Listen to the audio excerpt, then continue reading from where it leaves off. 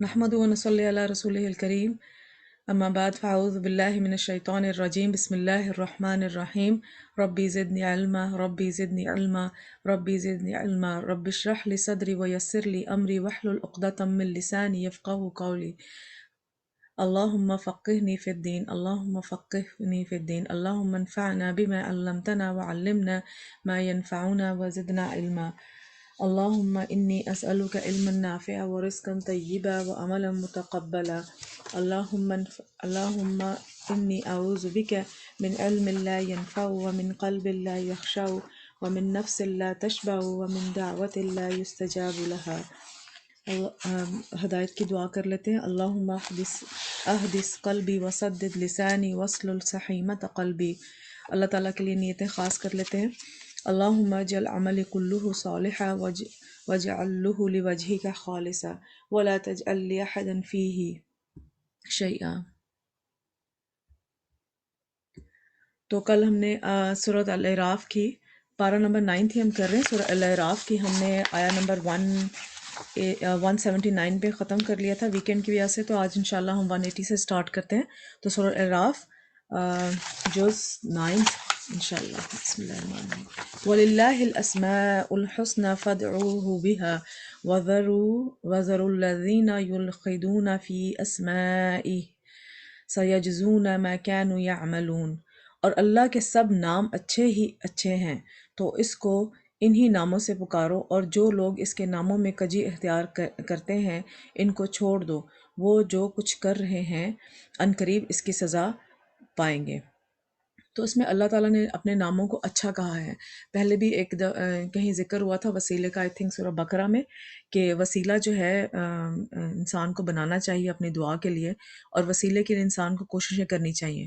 تو اس کے لیے جو 3 وسیلے ہم لوگوں نے پڑھے تھے، اس میں سے ایک اللہ سبحانہ تعالیٰ کے ناموں کے ساتھ بھی اس کو پکارا جائے تو اللہ تعالیٰ ہماری دعائیں سنے گا۔ اور دوسرا وسیلہ ہم نے پڑھا تھا کہ کوئی بھی آپ نیکی کا کام کریں تو اس نیکی کے کام کو اپنا وسیلہ بنا کر کہ اللہ تعالیٰ میں نے یہ نیکی کا کام خالصتاً تیرے لیے کیا ہے، تو میری یہ دعا تو سن لے، اس نیکی کو قبول کر لے، اور میری یہ دعا سن لے جو بھی آپ کی دعا ہے۔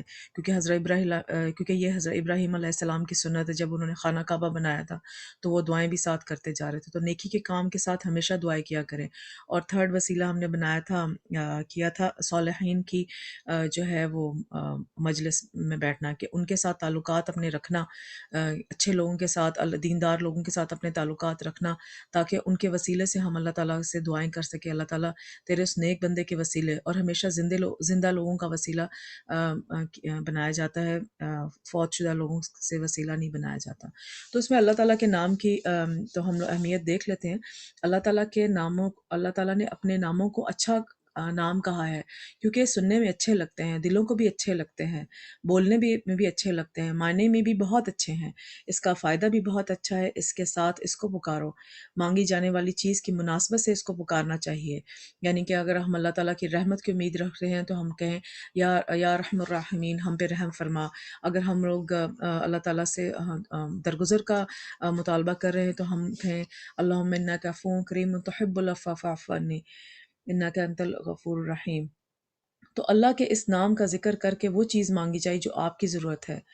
تو اے فیصلہ کرنے والے تو میرا فیصلہ فرما، اے رحمان تو مجھ پر رحم فرما، اے رازق تو مجھے رزق وافر عطا کر۔ اگر کوئی رستے بند ہو گئے ہوں تو اے فتاح تو میرے لیے خیر کے دروازے کھول دے۔ اس نام اور کام کی مناسبت سے اگر اللہ کا نام لے کر پکاریں تو انشاءاللہ دعائیں قبول ہوتی ہیں۔ تو اللہ کے ناموں کو وسیلہ بنا کر جو ہے دعائیں انشاءاللہ ہم لوگ اپنی قبول کروا سکتے ہیں۔ اور اس میں بہت اچھی بات ہے کہ آپ اللہ تعالیٰ کے نام اچھی طرح سے یاد کریں، جو بھی اللہ تعالیٰ کے نام ہیں اتھینٹیکیٹڈ جگہ سے یاد کریں، اور بہت ہی کم جگہ ہیں جہاں پہ اتھینٹیکیٹڈ طریقے سے اللہ تعالیٰ کے سارے نام جو قرآن میں واقعی موجود ہیں وہ بتائے گئے ہیں۔ اور تو ہمیں ان کی تلاش کر کے ان کو، اور پھر اس کے علاوہ حفظ اللہ تعالیٰ کے نام حفظ کرنے کے علاوہ ہم ان کے ناموں کو سمجھیں بھی کہ ہر نام کا مطلب کیا ہے، تاکہ جب ہم اللہ تعالیٰ سے دعا مانگنے لگیں تو ہمیں اس بات کا اندازہ ہو کہ ہم نے کون سا اللہ تعالیٰ کا نام لینا ہے، اور اس کو اس نام سے پکار کے پھر ہم نے اپنی حاجت بیان کرنی ہے۔ حضور اکرم صلی اللہ علیہ وسلم نے فرمایا اللہ کے 99 نام ہیں، 99 نیم ہیں، یعنی ایک کم 100۔ جو شخص ان کو محفوظ رکھے گا وہ جنت میں رہے گا۔ تو محفوظ رکھنے سے مقصد یہی ہے کہ ان کا نام یاد بھی کرے، ان کے مطلب بھی سمجھے۔ احصاها کا لفظ آیا ہے، یعنی جو ان کو اچھے طریقے سے پڑھے گا اور ادا کرنے کی قدرت رکھے گا، اس کے ساتھ ساتھ اللہ کی حدود کی حفاظت کرے گا، ان کے اور ان کے معنی کو سمجھے گا، ان پر ایمان لائے گا، تو اس کے لیے یہ جنت میں جانے کا ذریعہ ہو سکتے ہیں انشاءاللہ۔ اور جو اللہ کے ناموں میں الحاد کرے، قرآن و سنت میں موجود اللہ تعالیٰ کے ناموں کو چھوڑ کر خود ساختہ نام بنا لیں، یہ الحاد ہے۔ جو لوگ الحاد کرتے ہیں ان کو سزا بھی بتا دی گئی ہے، آپ انہیں چھوڑ دیں، ان کے پیچھے نہ چلیں، عنقریب وہ اپنے کیے کا بدلہ پائیں گے۔ یعنی کہ اللہ تعالیٰ کے نام خود سے نہیں بنانے چاہیے۔ اور میرے نالج میں ابھی ریسنٹلی یہ آیا ہے کہ جو عام طور پہ ہم جو ویڈیوز یا ہم لوگ آڈیوز جو سنتے ہیں اللہ تعالیٰ کے ناموں میں، اس میں کچھ نام جو ہیں وہ قرآن مجید میں نہیں ہیں۔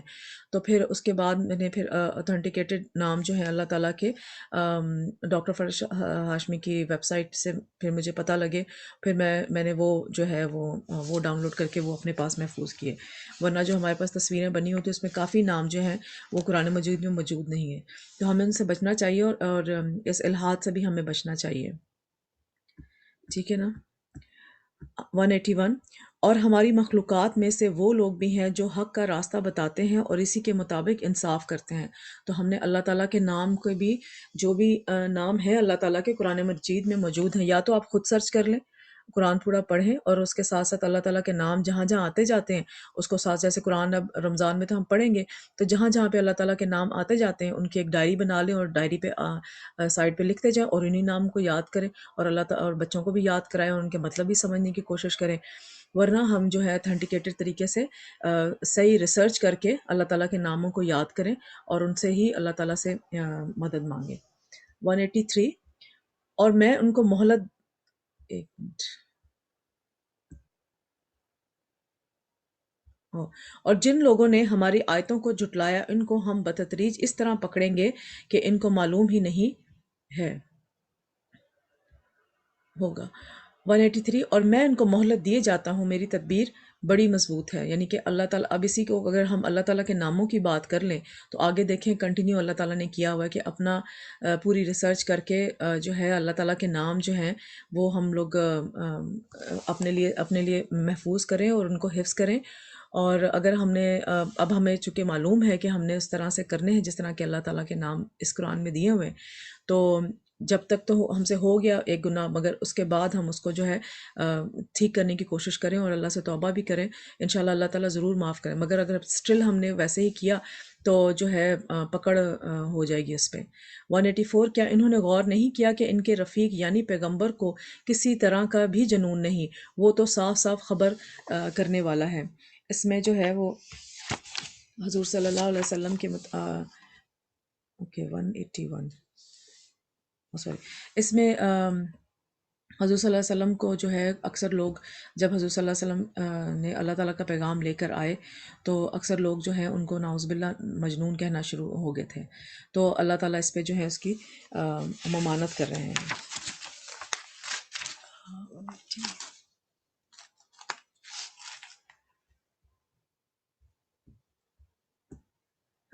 185۔ کیا انہوں نے آسمان اور زمین کی بادشاہت میں اور جو چیزیں اللہ نے پیدا کی ہیں ان پر نظر نہیں کی اور اس بات پر خیال نہیں کیا عجب نہیں تھا نہیں کہ ان کی موت کا وقت نزدیک پہنچ گیا ہو، تو اس کے بعد وہ کس بات پر ایمان لائیں گے؟ جس شخص کو اللہ گمراہ رہنے دے اس کو کوئی ہدایت دینے والا نہیں، اور وہ ان گمراہوں کو چھوڑے رکھتا ہے کہ اپنی سرکشی میں پڑے بہکتے رہیں۔ 187۔ یہ لوگ تم سے قیامت کے بارے میں پوچھتے ہیں کہ اس کے واقع ہونے کا وقت کب ہے؟ کہہ دو کہ اس کا علم تو میرے پروردگار ہی کو ہے، وہی اسے اس کے وقت پر ظاہر کر دے گا۔ وہ آسمان اور زمین میں ایک بھاری بات ہوگی اور کہاں اور ناگہاں تم پر آ جائے گی۔ یہ تم سے اس طرح دریافت کرتے ہیں کہ گویا تم سے بخوبی واقف ہو، کہو کہ اس کا علم تو اللہ ہی کو ہے، لیکن اکثر لوگ یہ نہیں جانتے۔ اللہ تعالیٰ کو ہی جو ہے قیامت کا علم ہے اور کسی کو اس چیز کا علم نہیں ہے۔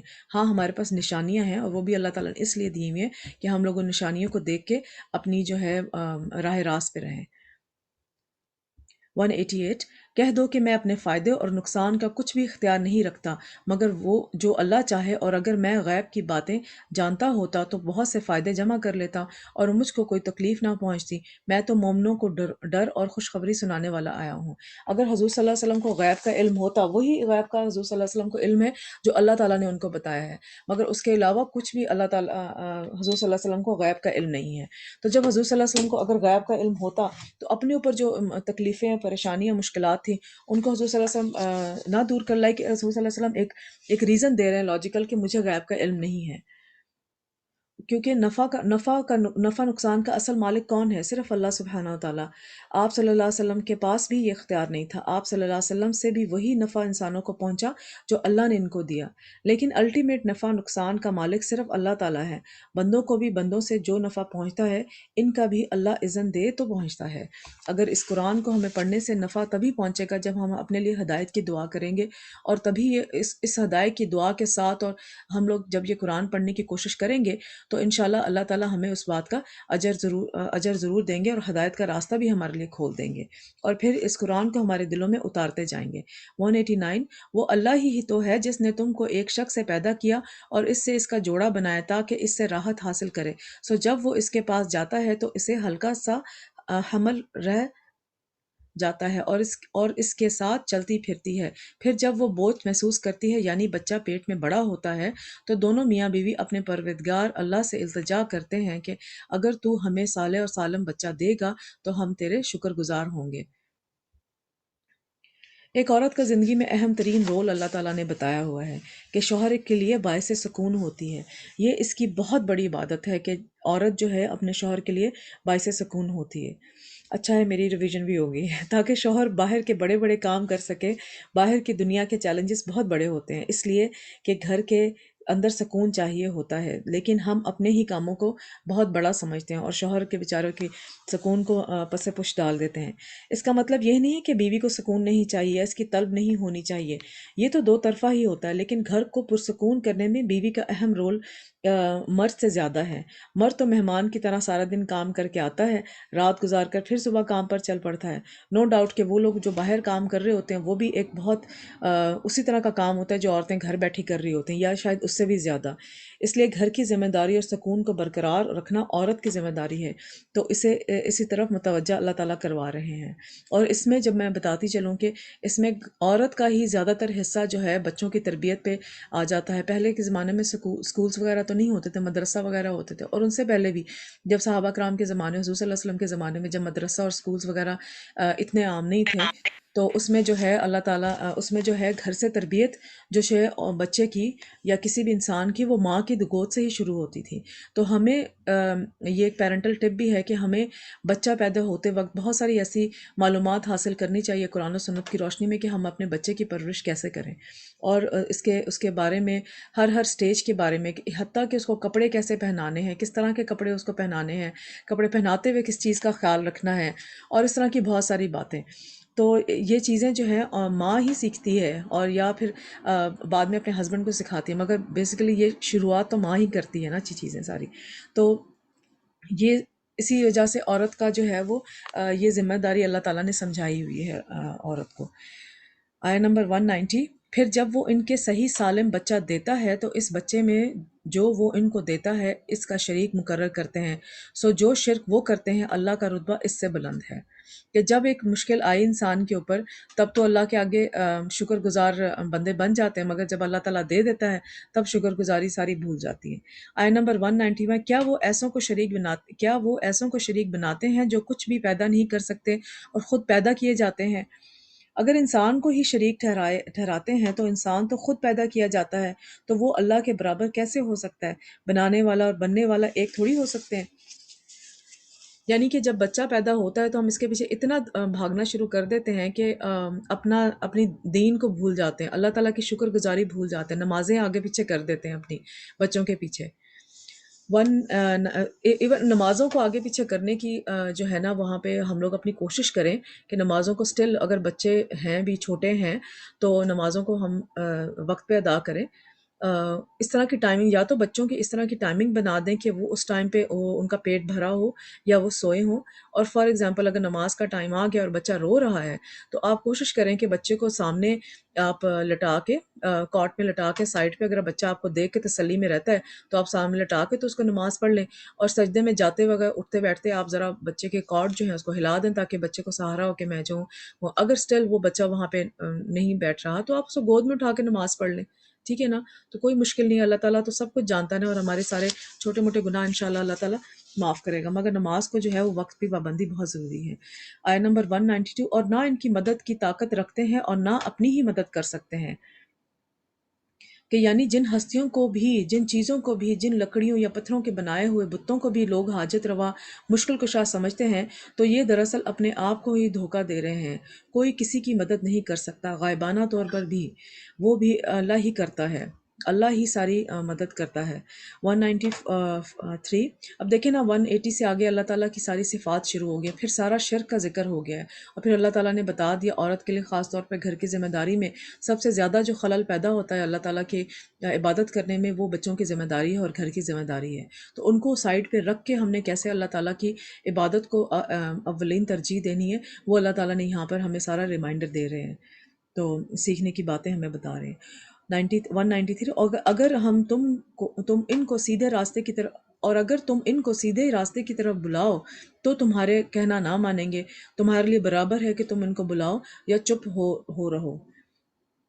194، مشرکو جن کو تم اللہ کے سوا پکارتے ہو تمہاری طرح کے بندے ہی ہیں. اچھا تم ان کو پکارو، اگر سچے ہو تو چاہیے کہ وہ تم کو جواب بھی دیں. 195، بھلا ان کے پاؤں ہیں جن سے چلیں، یا ہاتھ ہیں جن سے پکڑیں، یا آنکھیں ہیں جن سے دیکھیں، یا کان ہیں جن سے کہیں، یعنی کہ بتوں کے بارے میں بتا رہے ہیں. کہہ دو کہ اپنے شریکوں کو بلا لو اور میرے بارے میں جو تدبیریں کرنی ہیں کر لو، اور مجھے کچھ مہلت بھی نہ دو، پھر دیکھو کہ وہ میرا کیا کر سکتے ہیں. سبحان اللہ. یہاں پر اللہ تعالیٰ نے ہاتھ، پاؤں، آنکھوں، کانوں کا بطور خاص ذکر کیا ہے، کیونکہ یہ ہدایت حاصل کرنے کے خاص ذریعے ہیں، علم کے حصول کے لیے، کوشش کرنے کے لیے، دوسروں کی مدد کرنے کے لیے. تو یہ اگر ہم نے ان چیز، تو اس لیے کہا گیا کہ غیر اللہ کے پاس تو یہ سارے ذرائع ہیں ہی نہیں، تو وہ تمہاری مدد کیسے اور کہاں کریں گے. 196، میرا پروردگار تو اللہ ہی ہے جس نے کتاب برحق نازل کی اور وہ نیک لوگوں کو دوست رکھتا ہے. اگر آپ چاہتے ہیں کہ اللہ آپ کا سرپرست ہو جائے، آپ کے سارے کاموں کو سنوار دیں، تو اللہ سے دوستی کر لیں، اللہ کے قریب کرنے والے اعمال اختیار کریں. جیسے آیہ نمبر 181 میں، آئی تھنک، ہاں 180 میں اللہ تعالیٰ نے اپنے ناموں کے ذریعے ہمیں اپنے قریب کرنے کی جو ہے وہ ایک تدبیر بتائی ہے کہ اللہ تعالیٰ کے ناموں کو یاد کر کے ان کو پیار سے پکار کے بھی ہم اللہ تعالیٰ کے قریب ہو سکتے ہیں. 197، اور جن کو تم اللہ کے سوا پکارتے ہو وہ نہ تمہاری مدد کی طاقت رکھتے ہیں اور نہ خود اپنی ہی مدد کر سکتے ہیں. 197 198 سوری، اور اگر تم ان کو سیدھے رستے کی طرف بلاؤ تو وہ سن نہ سکیں، اور تم انہیں دیکھتے ہو کہ بظاہر آنکھیں کھولے تمہاری طرف دیکھ رہے ہیں مگر فی الواقع کچھ نہیں دیکھ رہے ہوتے، یعنی کہ آنکھیں ہیں مگر بصیرت نہیں. 199، اے نبی عفو درگزر اختیار کرو اور نیک کام کرنے کا حکم دو اور جاہلوں سے کنارہ کشی کرو. کتنا زبردست پبلک ریلیشن شپ کا یہاں پہ اللہ تعالیٰ نے ایک اصول بتا دیا ہے کہ آپ، اگر کوئی آپ سے برا کرے، آپ کے خاندان میں ہو یا باہر ہوں، ریلیٹیوز ہوں یا نہ، تو آپ کوشش کریں کہ ان کو درگزر کا رویہ اختیار کریں، اور آپ اپنا نیک کام کرتے چلے جائیں جو آپ نیک کام کر رہے ہیں. اور اگر پھر بھی کوئی آپ کو بار بار تنگ کر رہا ہے تو پھر ان جاہلوں سے کنارہ کشی کر لو، یعنی کہ ان کو اگنور کریں. اب اس میں رشتہ داروں کا خاص خیال رکھیں کہ ان کو ہم اگنور ایک طریقے سے کر سکیں، یہ نہیں کہ ان سے ملنا جلنا، بات چیت کرنا، ان سے میسنجنگ وغیرہ کرنے بند کر دیں. فار ایگزامپل مجھ سے کسی نے پوچھا کہ میرا ہمسایہ جو ہے وہ اس کا طریقہ کار میرے ساتھ اتنا اچھا نہیں ہے، تو میں نے کہا ٹھیک ہے، اگر آپ کال نہیں کر سکتی ان کو یا ان کے پاس جانا جو ہے آپ کے لیے باعث مشکل آپ کے لیے ہوگا، تو آپ یہ کیا کریں کہ آپ واٹس ایپ اور جو ہیں باقی ہمارے پاس میڈیا جو بھی سورسز ہیں، تو ان کے ذریعے آپ ہفتے میں ایک دفعہ اپنا ریمائنڈر سیٹ کر لیں کہ ان کو آپ نے ہفتے میں ایک دفعہ ان کا حال چال پوچھنا ہے، اور ان کو دعائیں وغیرہ کچھ بھی جو ہیں وہ سینڈ کر دیں، تاکہ آپ ان کی کانٹیکٹ لسٹ میں ضرور رہیں کہ ہاں یہ بندہ جو ہے میرا ہمسایہ مجھ سے پوچھتا ہے. مگر ان کی باتوں کی وجہ سے جو ہے آپ ان کو ہمسایہ ہیں، ان کے بھی ہم پہ حق ہوتے ہیں، تو آپ ان کی باتوں کی وجہ سے آپ ان سے تعلقات جو ہیں وہ نہ ہی ختم کریں تو بہتر ہے. تو ہمسائے اور پھر اپنے رشتہ داروں سے بھی اگر کسی کسی کوئی ایسا فیکٹر ہے کہ ہم لوگ مشکل ہے ان کے ساتھ حال چال جو ہے ڈائریکٹ بات کرنا یا روز بات کرنا یا لمبی بات کرنا یا ان کی بہت ہی یعنی کہ ان سے بات کرنا، تو آپ کوشش کریں کہ ان کو میسیجز کر دیا کریں۔ اگر آپ کے میسیج کا جواب دیتے ہیں ٹھیک ہے، مگر آپ تو اپنا نیکی کا کام کرتے جائیں نا، آپ اپنے سلام دعا کرتے جائیں۔ آئی نو میرے نالج میں ایک اور حضرت بھی ہیں جو کہ جن کی بیٹی ان سے شاید بات نہیں کرتی، تو وہ جو ہیں وہ ڈیلی اپنی بیٹی کو سلام دعا کا میسج کرتے ہیں۔ ہر روز صبح اٹھ کے انہوں نے واش روم جانے سے پہلے سب سے پہلے اپنی بیٹی کو سلام دعا اور دعائیں دینی ہوتی، اور ان کی بیٹی ان کو شاید ہی، میرا خیال جب تک جو میرے نالج میں ہے 6-7 سال ہو گئے ان کی بیٹی ان کو رسپانس نہیں کرتی، مگر وہ حضرت تو اپنا کام کرتے جا رہے ہیں نا، وہ تو باپ ہیں، انہوں نے تو اپنی بیٹی کا پوچھنا گوشنا ہے نا، انہوں نے تو خیال رکھنا ہے نا اپنی بیٹی کا، تو کہیں کبھی اس کے دل میں کبھی رحم آ جائے اور واپس وہ باپ کے ساتھ بات چیت کرنا شروع کر دے۔ تو اس طرح ہم نے نیکی کا کام کرتے جانا ہے اور عفو درگزر کے ساتھ، اور ہم نے جو اگر کوئی ہمیں بہت زیادہ تنگ کر رہا ہے تو ہم اس کو اگنور کریں، ٹھیک ہے نا۔ اس میں ایک اور بات ہم دیکھ لیتے ہیں حضور صلی اللہ علیہ وسلم کی، یہ حدیث دیکھ لیتے ہیں۔ اوینا جب عمر سوری اوجینا جب عمر رضی اللہ تعالیٰ عنہ کے پاس گئے تو کہنے لگے، اے خطاب کے بیٹے، بس اللہ کی قسم نہ تو تم انصاف کرتے ہو نہ تم ہمارے ساتھ کچھ صحاوت سے پیش آتے ہو۔ تو عمر رضی اللہ تعالیٰ یہ سن کر غصے ہوئے اور قریب تھا کہ اسے مارے۔ اس وقت حر نے اس سے کہا کہ اے امیر المومنین، اللہ نے اپنے نبی سے فرمایا، حُزِ العفو و امر بالمعروف وعارض عن الجاہلین۔ اللہ کی قسم، یعنی کہ اللہ کے نبی نے کیا فرمایا کہ درگزر اختیار کرو، نیکی کا کام کرتے جاؤ اور جاہلوں کو اگنور کرو، جو ہم نے اس آیت میں، یہ آیت یعنی کہ انہوں نے پڑھی۔ تو اللہ کی قسم جب حر نے قرآن مجید کی تلاوت کی تو عمر رضی اللہ تعالیٰ وہی رک گئے، اور آپ اللہ کے کتاب کے سامنے گردن جھکا دینے والے ہیں۔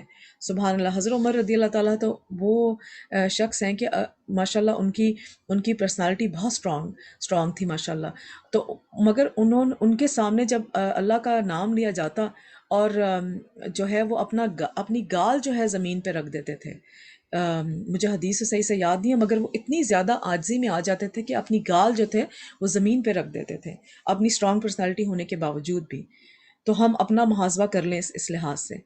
آیت نمبر 200، اور اگر شیطان کی طرف سے تمہارے دل میں کسی طرح کا وسوسہ پیدا ہو تو اللہ سے پناہ مانگ لو، بے شک وہ سننے والا اور سب کچھ جاننے والا ہے۔ سبحان اللہ۔ اللہ تعالیٰ کتنے پیارے طریقے سے کنٹینیویشن کرتے جا رہے ہیں آیتوں کی، کہ پہلے اللہ تعالیٰ نے جو حکم دیا کہ درگزر کرو، نیکی کا حکم دو اور اگنور کرو جاہلوں کو، تو اس کے بعد اللہ تعالیٰ نے کہا کہ شیطان تو تمہارے ساتھ ساتھ ہے، تو اس کا وسوسہ اپنے دل میں مت پیدا ہونے دو، اس کو جو ہے اس کو بھی کیسے اگنور کرنا ہے۔ تو یہاں پہ جو اللہ تعالیٰ نے کہا ہو نا فاستعذ باللہ، تو اس کا مطلب ہے کہ اعوذ باللہ پڑھتے رہا کریں۔ اور جب بھی، خاص طور پہ یہ بات ایک اور ٹپ میں آپ کو بتاؤں، کہ جب بھی آپ کسی ایسے بندے کو فون کرنے لگے یا میسج کرنے لگے تو اپنے دل میں اعوذ باللہ من الشیطان الرجیم پڑھ لیں۔ کیونکہ جب آپ کے اس بندے کے ساتھ کبھی کسی ٹائم پہ اس کے ساتھ ریلیشن شپس اچھے نہیں رہے تو ضرور شیطان آ کے آپ کو کہے گا اس نے تمہارے ساتھ یہ کیا تھا، اس نے تمہارے ساتھ یہ کیا تھا، تو تم دیکھو اس کے ساتھ کیا کر رہی ہو۔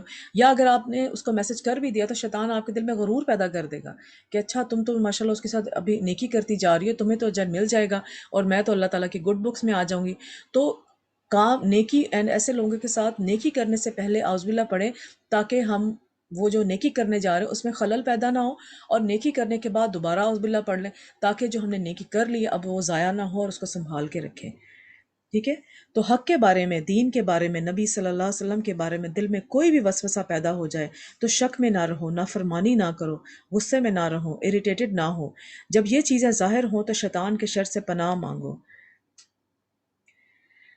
کہ یا اللہ یہ میرا خیال نہیں ہے، میں ایسا نہیں سوچتا، یعنی کہ اپنے آپ کو، وہی پہلے جو میں بار بار کہتی ہوں کہ اپنے آپ کو خود اپنی آواز اپنے آپ کو خود سنائیں، اپنے برین کو خود فیڈ کریں کہ یا اللہ یہ میرا خیال نہیں ہے جو میرے دل میں آ رہا ہے، میں اس بندے کے ساتھ میرا کوئی برا تعلق نہیں ہے، میں ایسا نہیں سوچتی، تجھے پتہ ہے کہ اچانک یہ بات میرے دل میں ڈال دی گئی تھی، میں تیری طرف رجوع کرتی ہوں۔ تو یاد رکھیے وَإِيَّاكَ نَسْتَعِينُ میں وسوسوں سے بچنے کی بھی دعا ہے، کہ اللہ تعالیٰ میری مدد کریں کہ میں اس وسوسوں سے بچ سکوں۔ اس سے پڑھیے، یہ بہت فائدہ دیتی ہیں۔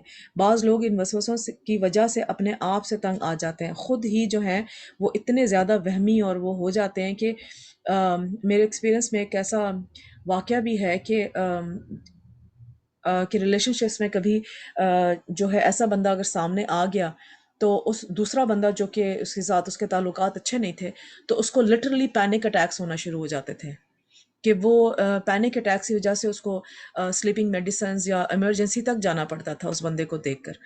تو اس سچویشن میں آتے ہوئے بھی آپ جو ہے نا اپنے آپ کو پہلے تو کنٹرول کرنا سیکھیں۔ انگزائٹی سے ریلیٹڈ جو بھی چیزیں ہیں ان کو آپ دیکھیں کہ ان کو آپ اپنی کیا چیزیں آپ کو انگزائٹی کرتی ہیں اور آپ ان کو جو ہے وہ کنٹرول کرنے کی کوشش کریں، کیونکہ انگزائٹی بھی شیطان کا ہی وسوسے ہوتے ہیں کہ وہ بندہ شاید ہمارے ساتھ آ کے لڑنا شروع کر دے گا یا ہمیں مارنا شروع کر دے گا یا کوئی فساد کر دے گا۔ تو اس میں جو ہے آپ اس بات کا ضرور دھیان کریں، اعوذ باللہ بہت زیادہ پڑھتے رہا کریں، اس بات آیت الکرسی پڑھا کریں تاکہ آپ کا دل مطمئن رہے۔ آیت نمبر 201، جو لوگ پرہیزگار ہیں جب ان کو شیطان کی طرف سے کوئی وسوسہ پیدا ہوتا ہے تو چونک پڑتے ہیں اور دل کی آنکھیں کھول کر دیکھنے لگتے ہیں۔ کتنی پیاری بات ہے کہ پہلے کے جو لوگ پرہیزگار ہیں وہ ضرور شیطان سے جو ہے وہ اپنے آپ کو بچا کے رکھتے ہیں۔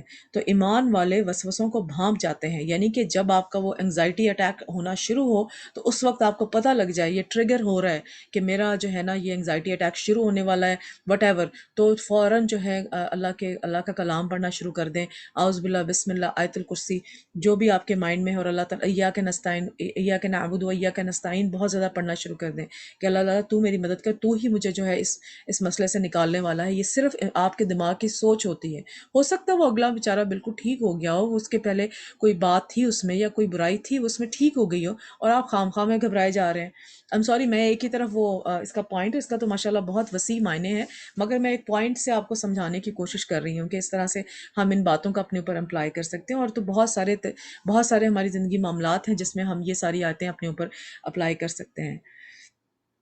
تو ایمان والے جو ہیں وسوسے کو بھانپ جاتے ہیں، غور و فکر کرتے ہیں، اپنی غلطیوں کے مواقع کو دیکھ لیتے ہیں، لرزش کھا جائیں یا کہ گھبرا جائیں تو فوراً توبہ کرتے ہیں، ہر شے سے بچنے کا ذریعہ اختیار کرتے ہیں، یعنی ذکر زیادہ کرتے ہیں، استغفار شروع کر دیں آپ۔ ذکر شیطانی حملوں سے بچاؤ کا مضبوط قلعہ ہے۔ یحییٰ علیہ السلام نے بیت المقدس میں بنی اسرائیل کو جمع کیا۔ جب مسجد بھر گئی تو وہ ایک ٹیلے پر بیٹھ گئے، پھر اللہ کی حمد و ثنا کی اور فرمایا، میں تمہیں کثرت کے ساتھ اللہ عز و جل کا ذکر کرنے کا حکم دیتا ہوں، کیونکہ اس کی مثال اس شخص کی سی ہے جس کا بہت تیزی سے دشمن پیچھا کر رہا ہے اور وہ ایک مضبوط قلعے میں گھس کر پناہ مانگے۔ اس طرح بندہ بھی جب تک اللہ کے ذکر میں مصروف رہتا ہے تو شیطان کے حملوں سے محفوظ قلعے میں بند رہتا ہے۔ سبحان اللہ۔ تو وسوسوں کی کثرت ہونے لگے تو ذکر بڑھا دیں، مخصوص عام دنوں ذکر بڑھا دیں۔ 202، اور ان کفار کے بھائی انہیں گمراہی میں کھینچے جاتے ہیں اور پھر اس میں کسی طرح کی کوتاہی نہیں کرتے، اور جب تم ان کے پاس کچھ دنوں تک کوئی آیت نہیں لاتے تو کہتے ہیں کہ تم نے اپنی طرف سے کیوں نہیں بنا لی۔ کہہ دو کہ میں تو اسی حکم کی پیروی کرتا ہوں جو میرے پروردگار کی طرف سے میرے پاس آتا ہے۔ یہ قرآن تمہارے پروردگار کی جانب سے دانش اور بصیرت ہے اور مومنوں کے لیے ہدایت اور رحمت ہے۔ سبحان اللہ۔ حضور صلی اللہ علیہ وسلم نے کس طریقے سے اپنے اوپر آزمائشیں حضور صلی اللہ علیہ وسلم نے برداشت کی، کہ اگر وہی آنے میں بھی تھوڑی سی دیر ہو جاتی تو تب بھی لوگ ان کو تنگ کرنا شروع، اب وہی آنے بند ہوگی تم پہ، انہیں ٹانٹ کرنا شروع کر دیتے تھے۔ تو کتنی تکلیف سے اور کتنی اذیت سے حضور صلی اللہ علیہ وسلم گزرے ہوں گے اس ٹائم پہ، ہم لوگ اس چیز کا اندازہ بھی نہیں لگا سکتے، اور ہم لوگوں نے پھر بھی حضور صلی اللہ علیہ وسلم نے کیا کیا ہمارے لیے نہیں کیا۔ ہم اپنے پیرنٹس کے لیے کتنا کچھ کرتے ہیں کیونکہ ہم نے ہر چیز اپنی آنکھوں سے دیکھی ہوتی ہے، اور فار ایگزامپل کسی کے پیرنٹس اس کے ہوش سنبھالنے سے پہلے بھی فوت ہو جائیں تو پھر بھی وہ بچہ بھی، وہ بندہ بھی اپنے پیرنٹس کے لیے کیا کیا کرتا ہے، کہ وہ کبھی ان کے لیے صدقہ خیرات کر رہا ہوتا ہے، ان کے لیے دعاؤں میں ہمیشہ شامل ہوتا ہے۔ تو ہم بھی اپنے انالیسس میں دیکھیں کہ پیرنٹس سے پہلے ہم نے حضور صلی اللہ علیہ وسلم کو رکھنا ہے، اور اس وقت ہم حضور صلی اللہ علیہ وسلم کے جو وصیت وہ ہمارے لیے کر کے گئے ہیں اس میں ہم لوگ کیا کر رہے ہیں، حتیٰ کہ ہر نبی کی ایک دعا جو ہے وہ دنیا میں قبول ہوتی ہے، اور وہ حضور صلی اللہ علیہ وسلم اور ہر نبی نے اپنی دعا مانگی سوائے محمد صلی اللہ علیہ وسلم نے، انہوں نے اپنی وہ دعا نہیں مانگی، انہوں نے وہ دعا ہمارے لیے رکھ دی۔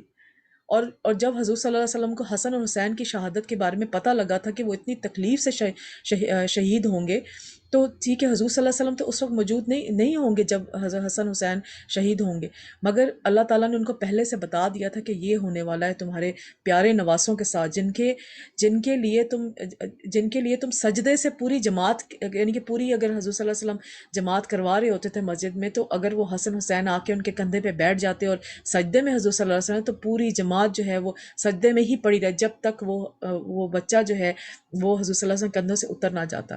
تو اتنی محبت ان کے ساتھ کرتے تھے، اور ان کے بارے میں جب اتنی تکلیف کا ان کو پتہ لگا، تو پھر بھی حضور صلی اللہ علیہ وسلم نے اپنی وہ دعا نہیں استعمال کی، انہوں نے وہ دعا ہم لوگوں کے لیے رکھ دی ہے، اور پھر بھی ہم وہ ہدایت کا راستہ نہ اختیار کریں تو کیا منہ دکھائیں گے اس دن حضور صلی اللہ علیہ وسلم کو۔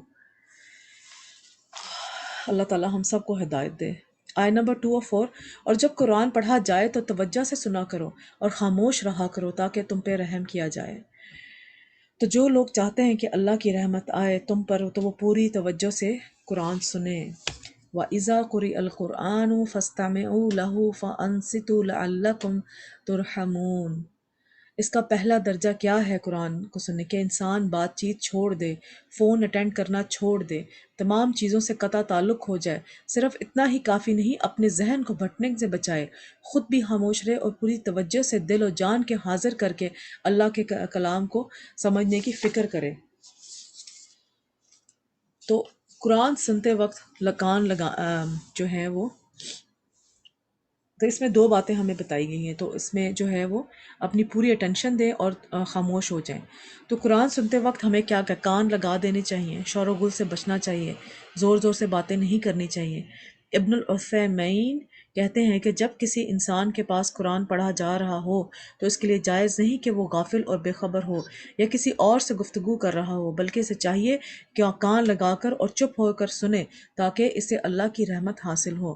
خاص طور پہ جب تلاوت لگی ہو تو کوشش، اکثر ہم لوگ گھروں میں کیا دیکھا جاتا ہے کہ تلاوت لگا کر تو اپنے سارے کام جو ہیں باقی لوگ کر رہے ہوتے ہیں کہ جی تلاوت سے برکت ہو رہی ہے۔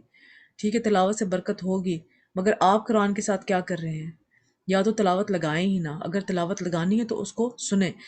ٹھیک ہے، آپ کو تھوڑی بہت تو باتیں سمجھ آ رہی ہوں گی نا، کیونکہ اردو کافی زیادہ ملتی جلتی ہے، تو اس کو انالیسس کرنے کی کوشش کریں۔ یا اگر آپ نے قرآن تلاوت کرنا تو آپ تو یوٹیوب میں کتنی ساری ویڈیوز ایسے بھی ہیں جس کے ساتھ نیچے ترجمہ دیا ہوتا ہے، تو قرآن کی تلاوت آپ سنیں، پاز کریں، اس کا ترجمہ پڑھیں، پھر اگلی آیت لگا دیں، اور پاز کریں پھر سنیں اور اگلی آیت لگا دیں۔ تو اس طرح سے آپ معاملہ کر سکتے ہیں کہ آپ ساتھ ساتھ قرآن سنتے بھی جائیں اور اس کا مطلب بھی سمجھتے جائیں اور اس پہ غور و فکر بھی کرتے جائیں۔ آیت نمبر 2 اور 5، اور اپنے پروردگار کو دل ہی دل میں عاجزی اور خوف سے اور پست آواز سے صبح و شام یاد کرتے رہو اور دیکھنا غافل نہ ہونا۔ اب صبح و شام میں جو ہے اس میں صبح و شام کی دعائیں بھی آ جاتی ہیں، صبح شام کے اذکار بھی آ جاتی ہیں۔ نبی کریم صلی اللہ علیہ وسلم ثابت شدہ صبح و شام کی مسنون دعائیں، انہیں لازم پکڑ لیں۔ دوسری بات، صبح بھی دعائیں مانگنی چاہیے اور شام کو بھی دعائیں مانگیں، کہ فجر اور عصر کے بعد اور مغرب کے ٹائم کو۔ تیسری بات، دعائیں مانگتے وقت دل میں عاجزی ہونی چاہیے، یہ نہیں کہ میرے پاس بڑی دولت ہے اور میں تو ایسا اور ایسا کر دوں گا۔ عاجزی کے ساتھ، خوف کے ساتھ، زبان سے ہلکی ہلکی آواز کے ساتھ اللہ کو یاد کریں، اور ان لوگوں میں سے نہ ہوں جو غفلت میں پڑے ہوئے ہیں۔ دعائیں مانگتے ہوئے خشوع اور خضوع بہت ضروری ہے۔ تو جو انسان نماز کے بعد دعا نہیں مانگتا، وہ اس کو وہ مغرور انسان ہے۔ تو اکثر دیکھا گیا ہے کہ ہم لوگ اپنے آس پاس کے ماحول میں، اگر آپ کے بچے بھی نماز کے بعد ان کو بھاگنے کی پڑی ہوتی ہے، بس نماز پڑھیں اور بس جائیں، تو ان کو جو ہے فوراً وہاں پہ بٹھا دیا کریں، یا نماز پڑھنے سے پہلے ان کو یاد دلا دیں کہ ایٹ لیسٹ جو ہے نا آپ دعا ضرور مانگنی ہے۔ اور دعا کا بچوں کو سکھائیں کہ دعا کا ایک سینڈوچ میکر ہوتا ہے، وہ لائک میں انشاءاللہ کبھی شیئر کروں گی، تو اس میں کیسے آپ نے دعا کا کیا طریقہ ہے اور اس دعا کو آپ نے کیسے مانگنا ہے۔ تو اللہ تعالیٰ کے حضور جھک کے عاجزی کے ساتھ دعا مانگے۔ اللہ اس دل کی دعا نہیں سنتا جو غافل ہو اور جو مشغول ہو کسی اور چیز میں اور منہ سے دعا کر رہا ہو، تو حاضر دل سے دعا کرنی چاہیے۔ فار ایگزامپل، اگر ہم دعا کے بعد، نماز کے بعد ہم لوگ اگر استغفر اللہ استغفر اللہ سے 3 دفعہ پڑھ کے آیت الکرسی پڑھ رہے ہیں، تو کوشش کریں کہ اس کو اپنے دماغ میں وہ ورڈز کو اپنے مائنڈ میں لے کر آئیں، اور ان کو سوچیں، ان ورڈز کو، ان کا معنی سوچیں، اور سوچتے سوچتے آہستہ آہستہ ان کو پڑھیں۔ یہ نہیں کہ آپ پڑھ رہے ہیں اور ایسے لگ رہا ہو کہ کوئی F-16 جہاز چل رہا ہے۔ حضور صلی اللہ علیہ وسلم نے فرمایا اللہ سے قبولیت کے یقین کے ساتھ دعا مانگا کرو اور جان لو کہ بے شک اللہ غافل اور لہو اور لعب میں مشغول دل کی دعا نہیں قبول کرتا۔ پورے یقین اور اعتماد کے ساتھ ہی دعا مانگنی چاہیے۔ یہ نہیں کہنا چاہیے کہ اللہ اگر تو چاہے تو معاف کر دے، اگر نہیں چاہتا تو نہ کر۔ نہیں، اللہ تو معاف ہی اللہ تو معاف ہے، کیونکہ معافی ہی ہماری ضرورت ہے۔ ایک دفعہ کوئی واقعہ میں نے پڑھا تھا، if I'm not sure، کسی صالحین کا واقعہ تھا کہ وہ ایک بادشاہ تھا شاید، کہ کوئی ولی تھا، وہ خانہ کعبہ میں سے دیکھا کہ ایک اندھا ایک بندہ جو ہے وہ دعا مانگ رہا ہے اللہ تعالیٰ سے کہ اللہ تعالیٰ مجھے آنکھیں واپس دے دے۔ آئی ایم ناٹ شیور، مگر وہ کچھ اپنے لیے دعا مانگ رہا تھا، اور پھر وہ بادشاہ آیا اس کے پاس اور کہنے لگا کہ میں طواف کمپلیٹ کر کے آتا ہوں، اگر تم نے جو ہے وہ یہ دعا، اور جب تک اگر تمہاری یہ دعا قبول، آئی تھنک وہ آنکھوں کے بارے میں تھا کہ اگر یہ تمہاری آنکھیں جو ہیں واپس نہ آئیں تو میں تمہیں قتل کر دوں گا۔ تو وہ بندہ جو تھا وہ خوف کے ساتھ اس نے اللہ تعالیٰ سے اتنی گڑ گڑا کے دعائیں مانگی، اتنی گڑ گڑا کے دعائیں کہ واقعی اس کی آنکھیں شاید اس کی آنکھوں کا ہی تھا مسئلہ، تو وہ اس کی بینائی واپس آ گئی۔ تو اس یقین کے ساتھ مانگیں، اس یقین کے ساتھ مانگیں کہ جو ہے آپ کی وہ دعا ضرور قبول ہوگی۔ میں اپنا آپ کو ایک واقعہ بتاتی ہوں، بڑا انٹرسٹنگ قسم کا ہے، کہ ایک دفعہ میں گھر سے باہر نکلی بچوں کو پک کرنے کے لیے، اور جو ہے وہ میں نے وہ ماسک، اس دن ماسک میں کمیونٹی ڈنر تھا، تو اس میں نے کہا تھا کہ چلو میں کھیر بنا کر لے آؤں گی۔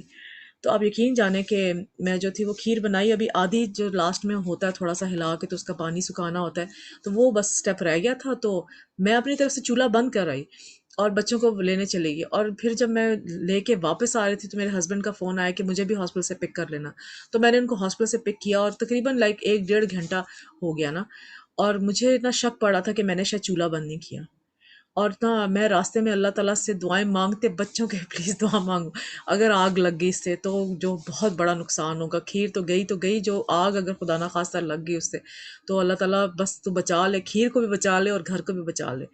اور ہم سب نے بس وہ 10 منٹ تھے، اور 10 منٹ میں ہم لوگ گھر پہنچے، اور آپ یقین جانیں کہ وہ جو تھا کھیر جو تھی وہ فل آنچ پہ، فل آنچ پہ کھیر بن رہی تھی، اور وہ جو لاسٹ اسٹیج ہوتی ہے جب وہ واقعی لگ رہی ہوتی ہے وہ کھیر، اور وہ کھیر تھوڑی تھوڑی وہ لائک پنک، کیا کہتے ہیں، اورنجش ہو گیا تھا اس کا کلر، وہ ابل رہی تھی، اور وہ ایلومینیم کے پتیلے میں تھی، لائک ایلومینیم کا اس کا پتیلے کا نیچے وہ جو ہے وہ پتلا تھا، اس کا جو نیچے اس کی بیس ہوتی ہے، اور وہ کھیر بالکل جلی نہیں ہوئی تھی، اور نہ اس میں سے کوئی جلن کی بدبو آ رہی تھی، اور میں جب شام کو وہ کھیر لے کے گئی اور سب لوگوں نے، اللہ کا شکر ہے، وہ پسند کی، اور جب میں نے ان لوگوں کو بتایا کہ آج کھیر کے ساتھ یہ ماجرا ہوا ہے تو کوئی بھی یقین نہیں کر رہا تھا۔ تو بس دعاؤں کا اثر ہے نا، تو میں پھر اس وقت سوچی یا اللہ کچھ اور ہی دعا، اتنی شدت سے کچھ اور ہی دعا مانگ رہی تھی، کھیر کے بچنے کی دعا مانگتی رہی۔ تو چلیں، ایک سائڈ ٹرپ تھا۔ تو 2:6، اعوذ باللہ من الشیطان الرجیم، جو لوگ تمہارے پروردگار کے پاس ہیں وہ اس کی عبادت سے روح گردانی نہیں کرتے اور اس پاک ذات کو یاد نہیں کرتے اور اس کے آگے سجدہ کرتے رہتے ہیں۔ سجدہ تلاوت سنت ہے، اس میں ہم لوگ سب سجدہ کر لیں۔ میں ایک منٹ سجدہ کر کے آتی ہوں۔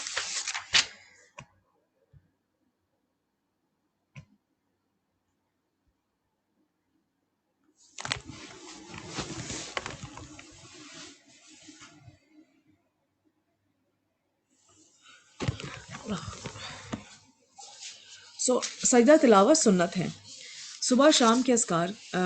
رسول صلی اللہ علیہ وسلم نے فرمایا، حضور صلی اللہ علیہ وسلم صبح شام کے اذکار کا بہت خیال کرتے تھے۔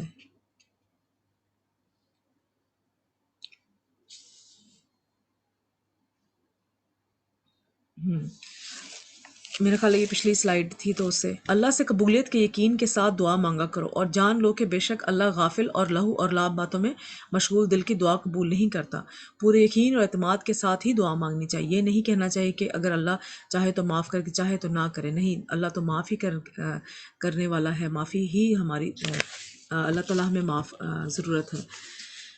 تو سجدہ تلاوت سنت ہے، نبی کریم صلی اللہ علیہ وسلم کا اس کا خاص اہتمام کرتے تھے، ابن عمر رضی اللہ تعالیٰ عنہ کہتے ہیں کہ نبی صلی اللہ علیہ وسلم قرآن کی قرات کرتے، بس آپ اس صورت کی قرات کرتے جس میں سجدہ ہوتا تو آپ سجدے کرتے، ہم بھی آپ کے ساتھ سجدہ کرتے، حتیٰ کہ ہم میں سے بعض کو اپنی پیشانیاں رکھنے کی بھی جگہ نہ ملتی تو وہ دوسرے کے اوپر یا جھک کے یا اشارے سے سجدہ کرتے تھے۔ سبحان اللہ!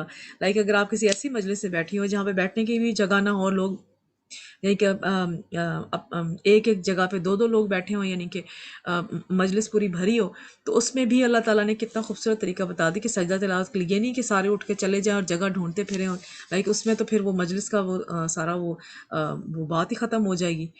تو وہ آپ جہاں پہ سجدے کی جگہ پیشانی کی جگہ نہیں بھی ملتی، پھر بھی آپ وہاں پہ کسی اگلے کے اوپر ہی اشارے سے سجدہ کر لیں۔ اس سجدے میں جاتے ہوئے اللہ اکبر کہتے ہیں، اٹھتے ہوئے نہیں کہتے۔ اس سجدے میں سلام بھی نہیں ہے، قبلہ رو ہونا افضل ہے لیکن ضروری نہیں ہے۔ اور اس کے علاوہ سجدہ تلاوت کی دعا ہے، سجدہ وجہی للہ خلقہ وشق سمعہ وبصرہ بحولہ وقوتہ فتبارک اللہ احسن الخالقین۔ یہ دعا بھی پڑھ سکتے ہیں، ورنہ 3 بار سبحان ربی الاعلیٰ یہ بھی پڑھ لیں، کافی ہے۔ سبحان اللہ! اس سورت کو، سورت اعراف کو، اللہ تعالیٰ نے کتنی خوبصورت طریقے سے، اللہ تعالیٰ نے 180 سے آنورڈ جو آیتیں شروع ہوئی ہیں، اتنے پیارے طریقے سے اللہ تعالیٰ نے اس سورت کو ختم کیا ہے۔ اپنی جو ہے اسماء الحسنیٰ کے بارے میں بتایا ہے، اور پھر ان کے اوپر کس طرح ہم نے کیا کرنا ہے ان کے ساتھ، اور پھر آخر میں اللہ تعالیٰ کو سجدہ کرتے ہوئے یہ ماشاءاللہ یہ ختم ہوئی ہے سورت۔ سبحان اللہ! ماشاءاللہ! الحمدللہ کا لاکھ لاکھ شکر ہے۔ سورہ انفال ہے اس کے بعد، سورۃ الانفال۔ سورۃ الانفال جنگ بدر کے بارے میں ہے۔ انفال سے مراد غنائم ہے، یعنی کہ وہ وار بوٹی جس کو کہا جاتا ہے، یا مال غنیمت جس کو کہا جاتا ہے، جنگ میں جو مال آیا ہوا ہے اس کے بارے میں بہت ساری باتیں اس میں ہیں۔ مین جو ہے فوکس اس میں اسی بات کا ہے۔ تو یہ پہلی جنگ تھی، سورہ انفال، جنگ بدر، یہ پہلی جنگ تھی جو مسلمانوں نے فی سبیل اللہ کے لیے، صرف خالص اللہ کے لیے لڑی۔ اس دن کو یوم الفرقان بھی کہا گیا ہے، کیونکہ اس دن فیصلہ ہو گیا تھا کہ اب کامیاب کون ہے اور آئندہ کون آگے بڑھا تھا، یعنی کہ مومنین اور منافقین کا جو ہے، منافقین تو اس وقت کم ہی تھے، مگر اس میں فرقان کے ڈویژن ہو گئی تھی۔ مسلمان صرف 313 تھے، جبکہ دشمن 1000 کی تعداد میں تھے، 1000 کی تعداد میں تھے۔ مسلمانوں کے پاس 1 یا 2 گھوڑے تھے، دشمنوں کے پاس 300 گھوڑے تھے۔ بظاہر کوئی تناسب نظر نہیں آتا، دشمن کا پلڑا ہر طرح سے بھاری تھا، لیکن مسلمانوں کو بہت بڑی فتح حاصل ہوئی، اور جب فتح حاصل ہوئی تو مال غنیمت آیا تو آپس میں تھوڑی کشمکش بھی ہوئی۔ تو نوجوان کہتے ہیں کہ ہم نے آگے جا کے جنگ کی تو ہمیں زیادہ حصہ ملنا چاہیے، بزرگ کہتے ہیں کہ ہم نے پیچھے سے تمہارا دفاع کیا، ہمیں زیادہ حصہ ملنا چاہیے۔ تو اس کے بارے میں جو ہے اس صورت میں ہم انشاءاللہ آگے پڑھتے ہیں۔ بسم اللہ الرحمن الرحیم، شروع اللہ کے نام سے جو بڑا مہربان نہایت رحم کرنے والا۔ آیت نمبر 1۔ اے نبی، مجاہد لوگ تم سے غنیمت کے مال کے بارے میں دریافت کرتے ہیں کہ کیا حکم ہے، کہہ دو کہ غنیمت اللہ اور اس کے رسول کا مال ہے، تو اللہ سے ڈرو اور آپس میں صلح رکھو، اور اگر ایمان رکھتے ہو تو اللہ اور اس کے رسول کے حکم پر چلو۔ اس سے پہلے دور جاہلیت میں کوئی طریقہ نہیں تھا، جو طاقتور ہوتا تو وہی سب کچھ لے جاتا تھا، یعنی کہ مال غنیمت جو بھی طاقتور ہوتا تھا، جنگ جیت کے آتا وہی سارا مال لے جاتا تھا۔ صحابہ سے کہا جا رہا ہے، یہ جنگ تم نے اللہ کے لیے کی ہے، انفال کے لیے تو نہیں کی نا، کہ اگر تم لوگ یہ مال غنیمت پہ آپس میں کشمکش کر رہے ہو تو یہ تو اللہ کے لیے کی ہے، تو تمہارا کیا مقصد ہے، تمہارا کیا معاملہ اس مال کے ساتھ؟ غنائم کو ایک طرف رکھو اور اپنے تعلقات اچھے کرو، کیونکہ یہ باہم جڑنا مضبوطی کی علامت ہے، اور تم مضبوط ہو کے طاقتور ہوگے تو آئندہ دشمن کا مقابلہ کر سکو گے۔ حضور اکرم صلی اللہ علیہ وسلم نے فرمایا، ابن آدم نے کوئی ایسا عمل نہیں کیا جو نماز، آپس میں صلح کروانے اور اچھے اخلاق سے بہتر ہو۔ تو اللہ کی عبادت اور بندوں کے ساتھ اچھے تعلقات اور اچھے اخلاق اعلیٰ درجے والے لوگوں کا کام ہے۔ ٹھیک ہے۔ آیت نمبر 2۔ مومن تو وہ ہیں کہ جب اللہ کا ذکر کیا جاتا ہے، اب اوپر کہا گیا نا کہ اللہ کا ذکر کرو، اللہ کے لیے اپنے لیے آپس میں جڑ کے رہو، تو پھر جو مومن ہیں وہی یہ بات کریں گے۔ تو مومن تو وہ ہیں کہ جب اللہ کا ذکر کیا جاتا ہے تو ان کے دل ڈر جاتے ہیں، اور جب انہیں اس کی آیتیں پڑھ کر سنائی جاتی ہیں تو وہ ان کا ایمان اور بڑھ جاتا ہے، اور وہ اپنے پروردگار پر بھروسہ رکھتے ہیں۔ ایک منٹ میں دیکھ لوں کوئی میسج تو نہیں کر رہا.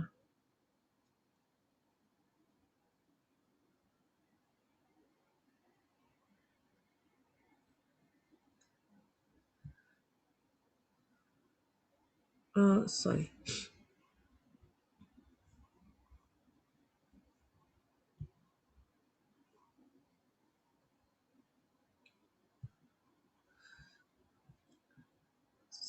اسکرین کہاں چلی گئی؟ اعوذ باللہ من الشیطان الرجیم. تو آیت نمبر 2 میں ہم سب بھی اپنا جائزہ لیں. کیا ہمارے دل بھی کامتے ہیں؟ کیا ہمارا بھی ایمان بڑھتا ہے؟ کیا ہمارے توکل میں اضافہ ہوتا ہے؟ اور اللہ تعالیٰ کی بات سن کے کتنا ہم اس پہ عمل کرنے کی کوشش کرتے ہیں. اگر ہمیں عمل کرنے میں کوئی تاخیر ہو بھی جائے یا ہمارا انشاءاللہ لانگ ٹرم پلان ہے کہ ہم اس پہ عمل ضرور کریں گے، تو نیتیں ضرور بنا لیں کہ انشاءاللہ ہم اللہ تعالیٰ کی جو بھی بات کریں گے ہم اس پہ جو ہے وہ ضرور عمل کرنے کی کوشش کریں گے. اللہ تعالیٰ ہمیں توفیق دے اس پہ. اس کی توفیق بھی اللہ تعالیٰ سے مانگنی کہ اللہ کے اذن کے بغیر کچھ بھی نہیں ہوتا نا. آیت نمبر 3. اور وہ جو نماز قائم کرتے ہیں اور جو مال ہم نے ان کو دیا ہے ان میں سے نیک کاموں میں خرچ کرتے ہیں. مومن کی آگے اور صفات اللہ تعالیٰ نے بتائی ہیں. یہی سچے مومن ہیں اور ان کے لیے ان کے پروردگار کے ہاں بڑے بڑے درجے ہیں اور بخشش اور عزت کی روزی ہے. جتنا زیادہ ایمان ہوگا، جتنا زیادہ بہتر اخلاق ہوگا، اتنا ہی بلند درجہ ہوگا. آیت نمبر 5. ان لوگوں کو اپنے گھروں سے اسی طرح نکلنا چاہیے تھا جس طرح تمہارے پروردگار نے تم کو تدبیر کے ساتھ اپنے گھر سے نکالا، اور اس وقت مومنوں کی ایک جماعت ناخوش تھی. اور وہ لوگ جو حق بات میں اس کے ظاہر ہونے کے بعد تم سے جھگڑنے لگے، گویا موت کی طرف ہانکے جاتے ہیں اور اسے دیکھ رہے ہیں.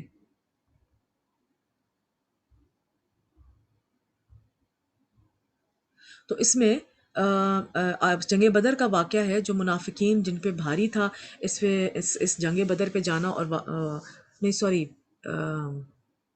میں اس کو کنفیوز کر رہی ہوں جنگ احد کے ساتھ.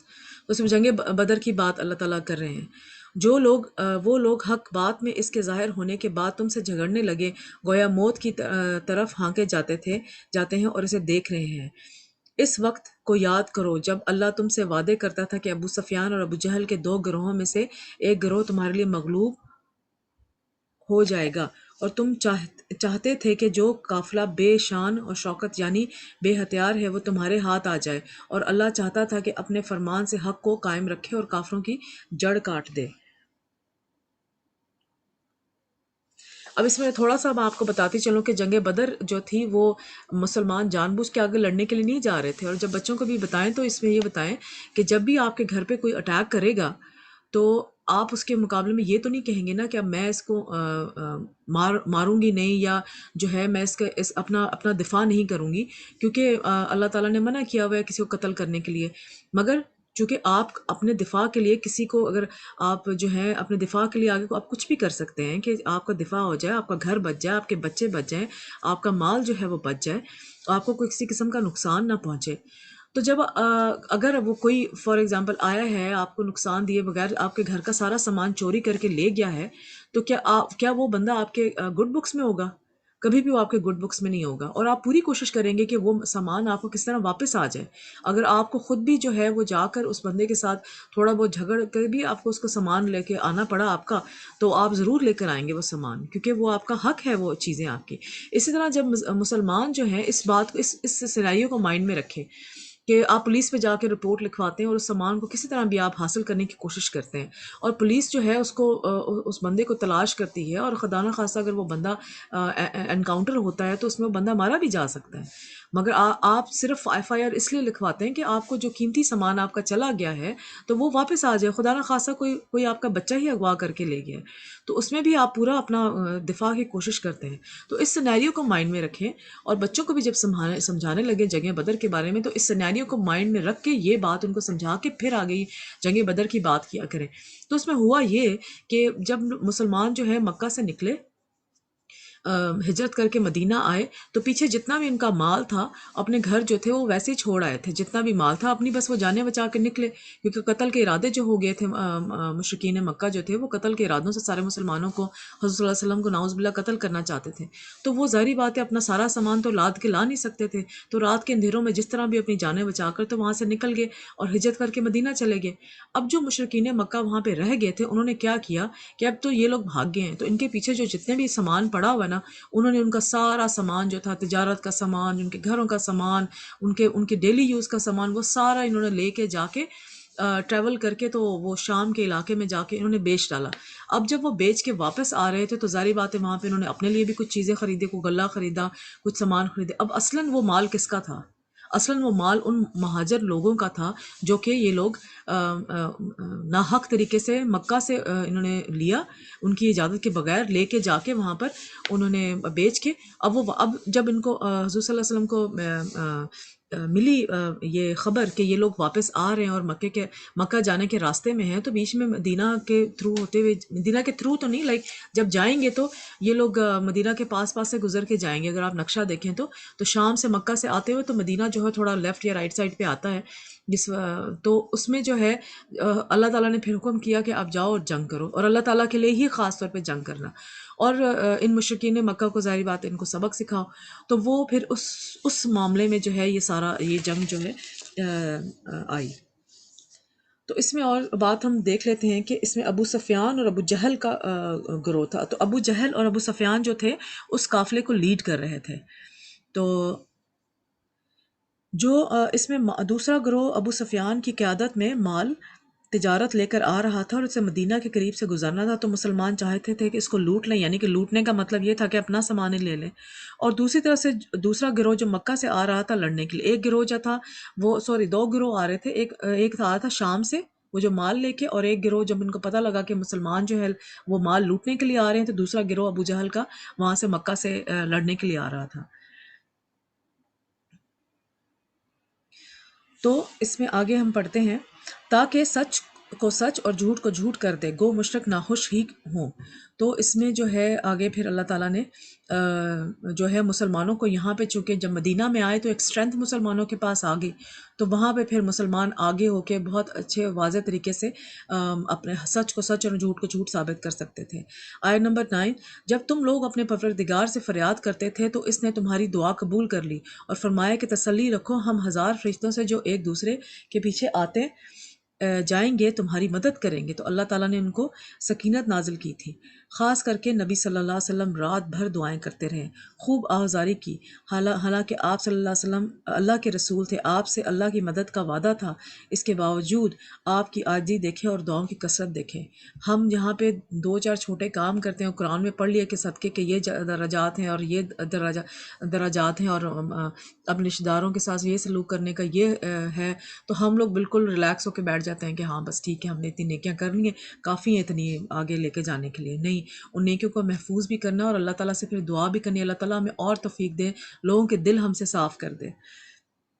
آیت نمبر 10، اور اس مدد کو اللہ نے محض بشارت بنایا تھا کہ تمہارے دل اس اطمینان کریں، اور مدد تو اللہ ہی کی طرف سے ہے، بے شک اللہ غالب ہے، حکمت والا ہے۔ اللہ کی مدد کب آتی ہے؟ جب انسان اللہ کی طرف رغبت کرتا ہے، عاجزی کرتا ہے، گڑ گڑاتا ہے، مدد مانگتا ہے۔ وَمَا النَّصْرُ الْأَمْنُ عِنْدَ اللَّهِ، بہت اہم قانون بتا دیا گیا ہے کہ مدد تو صرف اللہ ہی کی طرف سے آتی ہے۔ آپ لوگ کوشش اپنی پوری کریں، مدد اللہ کی طرف سے۔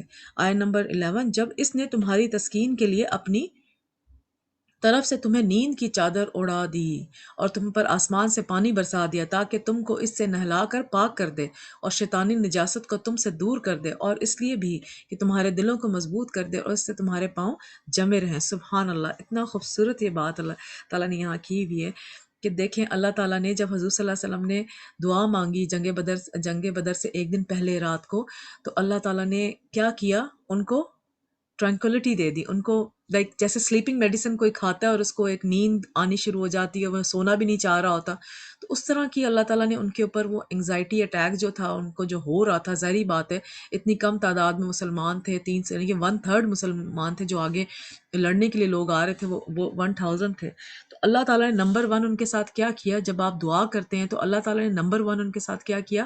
ان کو ٹرنکوالٹی دے دی. ان کو جیسے سلیپ میڈیسن نہیں کسی نے کھا لی ہوتی تو اس میں وہ تاکہ ان کی انگزائٹی لیول نیچے آ جائے، کیونکہ جب آپ انگزائٹی میں کوئی کام کرتے ہیں نا تو کام تو کیا ہی ہونا اور ہی بیڑا غرق ہو جاتا ہے.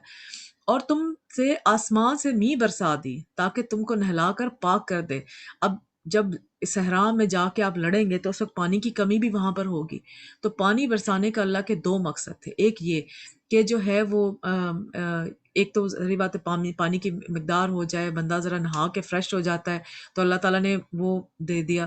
اور شیطانی نجاست بھی ظاہری بات ہے، اگر خدا وہاں پہ انگزائٹی کی حالت میں اپنے آپ کو پاک صاف رکھنا تھوڑا ان کے لیے شاید مشکل ہو، تو خیر پانی تھا تو پانی سے زیادہ نجاست اچھی طریقے سے صاف ہوتی ہے.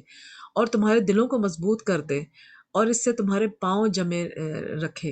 اور کہ اگر آپ جب انگزائٹی لیول آپ کا کم ہوگا اور آپ جو ہے سکون میں ہو کے کوئی کام کریں گے تو آپ اچھے طریقے سے وہ کام کر سکیں، اللہ کے احکام کو آپ اچھے طریقے سے کر سکیں، پاؤں جمائے رکھیں. تو اس کا ایک مطلب یہ بھی ہوگا کہ آپ ثابت قدمی کے ساتھ وہ کام کر سکتے ہیں. اور دوسرا کہ جب اللہ تعالیٰ نے پانی برسایا تو وہاں پہ سارا صحرائے سرا اور مٹی مٹی تھی، تو پانی برسایا تو کیا ہو گیا؟ ہر جگہ مڈ جو ہے وہ ویٹ جو ہے کیچڑ جو ہے وہ ہر جگہ ہو گیا.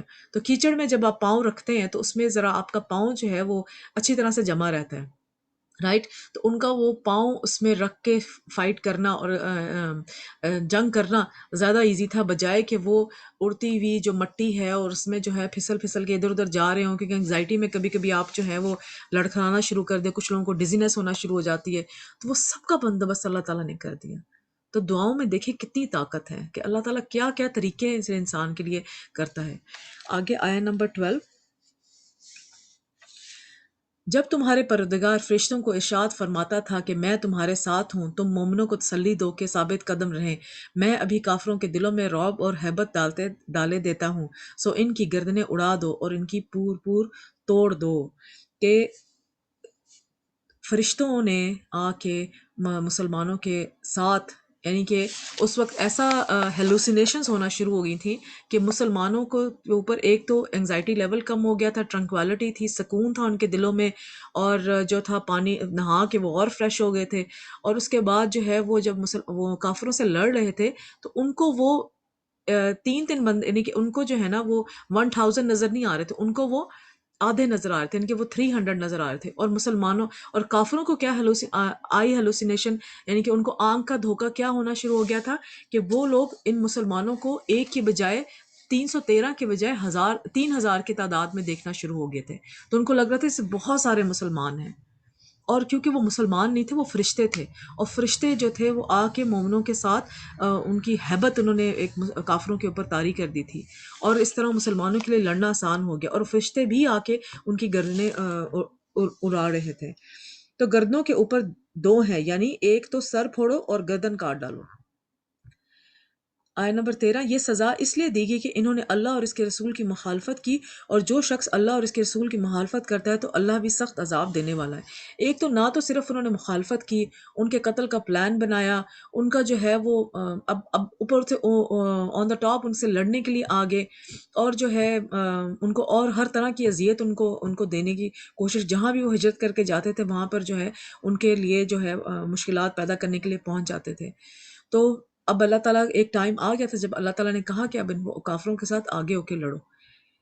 آیت نمبر 14. یہ مزہ تو یہاں چکھو اور یہ سمجھ لو کہ کافروں کے لیے آخرت میں دوزخ کا عذاب بھی تیار ہے. استغفر اللہ. آیت نمبر 15. اے اہل ایمان، جب میدان جنگ میں کفار سے تمہارا مقابلہ ہو تو ان سے پیٹ نہ پھیرنا. اب یہ جو مسلمانوں کو اللہ تعالیٰ یا اہل ایمان جو بھی ایمان رکھنے والے لوگ ہیں ان کو اللہ تعالیٰ، اس میں سارے اہل کتاب بھی شامل ہے، کہ ان کو اللہ تعالیٰ بتا رہے ہیں کہ اگر جہاں بھی میدان جنگ کا آ جائے، جہاں بھی اپنا دفاع کرنے کا ٹائم آ جائے تو وہاں سے پیٹ پھیر کے بھاگنا نہیں چاہیے، گناہ کبیرہ ہے. آیا نمبر چونکہ اور اس میں اس واقعے کی مناسبت پہ کہ مسلمان تعداد میں کم تھے تو خطرہ تھا کہ اس بات کا کہ زیادہ دشمن دیکھ کر کہیں واپس نہ دوڑنے لگیں اور بھگدڑ نہ مچ جائے، تو روک دیا گیا کہ میدان جنگ سے بھاگنا کبیرہ گناہ ہے. آیت نمبر 16. اور جو شخص جنگ کے روز اس صورت کے سوا کہ لڑائی کے کنارے کنارے چلے، یعنی حکمت عملی سے دشمن کو مارے یا اپنی فوج میں جا ملنا چاہے اس سے پیٹھ پھیرے گا تو سمجھو کہ وہ اللہ کے غضب میں گرفتار ہو گیا اور اس کا ٹھکانہ دوزخ ہے اور بہت ہی بری جگہ ہے۔ اللہ کی راہ میں نکلے ہوئے ایمان والے ہیں، صحابہ کرام ہیں، لیکن اگر تم بھی میدان جنگ سے بھاگے تو یہ انجام ہے کہ آگے تو اس لیے انسان کو نیکی کے راستے پہ چلتے ہوئے استقامت اختیار کرنی چاہیے، مشکلات سے گھبرانا نہیں چاہیے، ورنہ بعض اوقات ایک شخص پیچھے ہٹتا ہے تو دوسرا اس کو دیکھ کے اور تیسرے اس کو دیکھ کے اس طرح بہت سے لوگوں کے دین سے پھرنے کا سبب بن جاتا ہے۔ تو جو پہلے نے دین سے پلٹا ہوگا اس کو دیکھا دیکھی جو ہے وہ سارے پلٹنا شروع ہو جائیں گے۔ تو اکثر لوگ جو بھی دین کا کام کرنے والے ہیں نا، تو وہ ان سے پوچھ آپ کیا کرتی ہیں، آپ کیا کرتے ہیں، یا آپ کس طرح سے جو ہے یہ فلانا کام کرتے ہیں۔ تو بہتر ہے کہ اپنی روٹین بتانے کے بجائے آپ جو ہے اللہ کے جو پسندیدہ طریقے ہیں یا حضور صلی اللہ علیہ وسلم جو ہمیں طریقے سکھائے ہوئے، تو اس میں اپنی میں کرنے کی بجائے جو ہے وہ اللہ تعالیٰ کی حضور صلی اللہ علیہ وسلم کی سنت کو بتانے کی کوشش کریں۔ آیت نمبر 17، پس تم لوگوں نے ان کفار کو قتل نہیں کیا بلکہ اللہ نے انہیں قتل کیا، اور اے نبی جس وقت تم نے کنکریاں پھینکی تھی تو وہ تم نے نہیں پھینکی تھی بلکہ اللہ نے پھینکی تھی، اس سے یہ غرض تھی کہ مومنوں کو اپنے احسانوں سے اچھی طرح آزما لے، بے شک اللہ سنتا ہے جانتا ہے۔ تو اس میں جو ہے یہ ایک جنگ میں جو ہے جو بھی ہو رہا تھا تو وہ فرشتے جو تھے وہ کنکریاں پھینک رہے تھے کافروں کے اوپر۔ آیت نمبر 18 17 18، ہوا یوں بھی ہوا بھی یوں ہی، اور کچھ شک نہیں کہ اللہ کافروں کی تدبیر کو کمزور کرنے والا ہے، کہ وہ حقیقتاً ہوا تھا۔ یہ نہیں کہ اللہ تعالیٰ نے صرف یہ بتایا کہ غائبانہ طرح سے اللہ تعالیٰ نے واقعی فزیکل جو مدد تھی ان کو جنگ بدر میں اللہ تعالیٰ نے کی تھی۔ آیت نمبر 19، کافرو اگر تم فیصلہ چاہتے ہو تو تمہارے پاس فیصلہ آ چکا، اگر تم اپنے افعال سے باز آ جاؤ تو تمہارے حق میں بہتر ہے، کہ اگر پھر بھی نافرمانی کرو گے تو ہم بھی پھر تمہیں عذاب دیں گے، اور تمہاری جماعت خواہ کتنی ہی بری ہو تمہارے کچھ کام بھی نہ آئے گی، اور اللہ مومنوں کے ساتھ ہے۔ بدر کے دن اہل مکہ نے صبح دعا کی تھی کہ یا اللہ جو گروہ حق پر ہے وہ کامیاب ہو جائے اور دوسرا ناکام، تو تم نے خود ہی فیصلہ مانگا تھا، اب تمہاری ناکامی کی صورت میں بھی فیصلہ تمہارے سامنے آ گیا۔ اہل مکہ نے کس نے کہ جو ہے انہوں نے اہل مکہ جو کافر تھے مکہ کے، انہوں نے دعا مانگی تھی کہ اللہ جو حق پہ ہو وہ جیت جائے، تو جو حق پہ تھا وہ جیت گیا، پھر بھی ان کو عقل نہیں آئی۔ آیت نمبر 20، اے ایمان والو اللہ اور اس کے رسول کے حکم پر چلو اور اس سے روگردانی نہ کرو جبکہ تم سنتے بھی ہو۔ ایمان والوں کو اللہ کی اطاعت اس کے رسول کی اطاعت کے بعد اس سے منہ نہیں موڑنا چاہیے، اور جو وہ کہیں اسے غور سے سننا چاہیے، اور ان لوگوں کی طرح نہیں ہونا چاہیے جو کہتے ہیں ہم نے سن لیا لیکن دل سے نہیں سنتے۔ آیت نمبر 21، اور ان لوگوں جیسے نہ ہونا جو کہتے ہیں ہم نے سن لیا مگر حقیقت میں نہیں سنتے۔ 22، کچھ شک نہیں کہ اللہ کے نزدیک تمام جانداروں میں بدترین وہ بہرے گونگے لوگ ہیں جو عقل سے کام نہیں لیتے، اور اگر اللہ ان میں خیر کی طلب دیکھتا تو ان کو سننے کی توفیق بخشتا، اور اگر یوں ہی انہیں سنوا دیتا تو وہ منہ پھیر کر بھاگ جاتے۔ اس لیے ہدایت کی دعا ضرور مانگنی چاہیے، اپنی توفیق کی دعا ضرور مانگنی چاہیے۔ جہاں پہ ہم لوگ نالج حاصل کر رہے ہوتے ہیں دین کا، وہاں پر ہمیں یہ دعا ضرور مانگنی چاہیے کہ اللہ تعالیٰ ہمیں یہ توفیق بھی دے کہ ہم لوگ اس پہ عمل کر سکیں، اس کو اپنے دل میں اتار سکیں۔ ایسے لوگوں کو جو عقل استعمال نہیں کرتے، غور و فکر نہیں کرتے، بات سمجھتے نہیں ہیں، وہ جانوروں سے بھی بدتر ہیں۔ یہ اللہ کا طریقہ ہے کہ وہ کسی کو زبردستی نہیں سنواتا، اسی کے دل میں اتارتا ہے جو واقعی سننے کے لیے آتا ہے اور سننا چاہتا ہے۔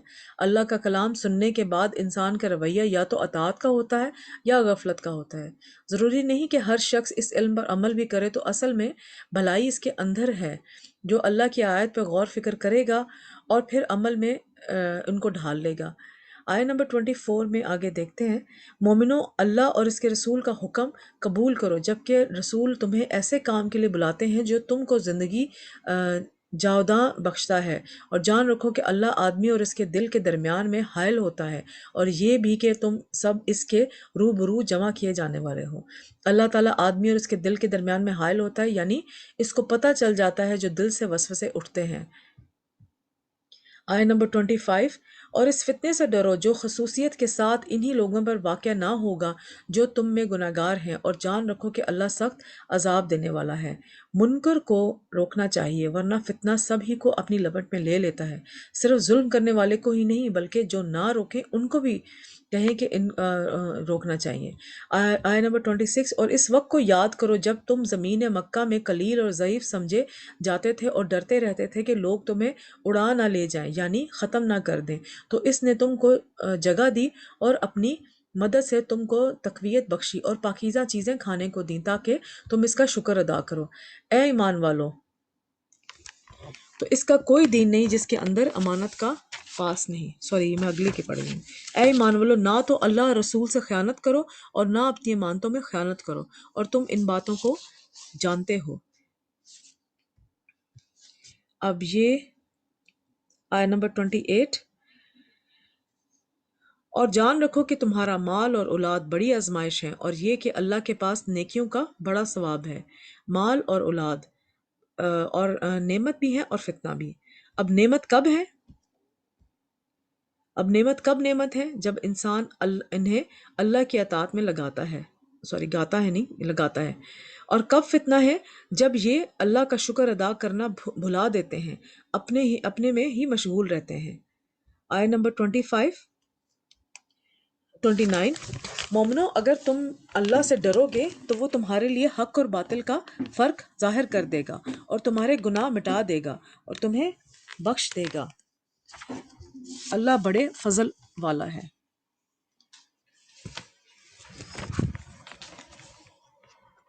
تو تقوی سے انسان کے اندر سمجھ بوجھ پیدا ہو جاتی ہے، صحیح اور غلط، کہ کیا غلط ہے اور کیا صحیح ہے۔ تقوی سے انسان کے اندر اللہ کا قرب بھی پیدا ہوتا ہے۔ جتنا جتنا انسان اللہ کے قریب ہوتا جاتا ہے، اتنا ہی اس کے اندر فرقان زیادہ ہوتا جاتا ہے۔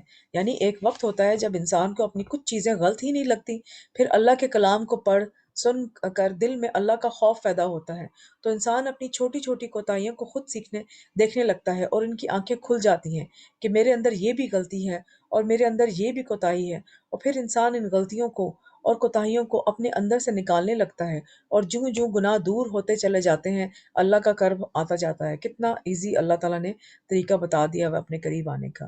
آیت نمبر 30، اور اس وقت کو یاد کرو جب کافر لوگ تمہارے بارے میں چالیں چل رہے تھے کہ تم کو قید کر دیں گے یا جان سے مار دیں گے یا وطن سے نکال دیں گے، تو ادھر تو وہ چال چل رہے تھے اور ادھر اللہ تدبیر کر رہا تھا، اور اللہ بہترین تدبیر کرنے والا ہے۔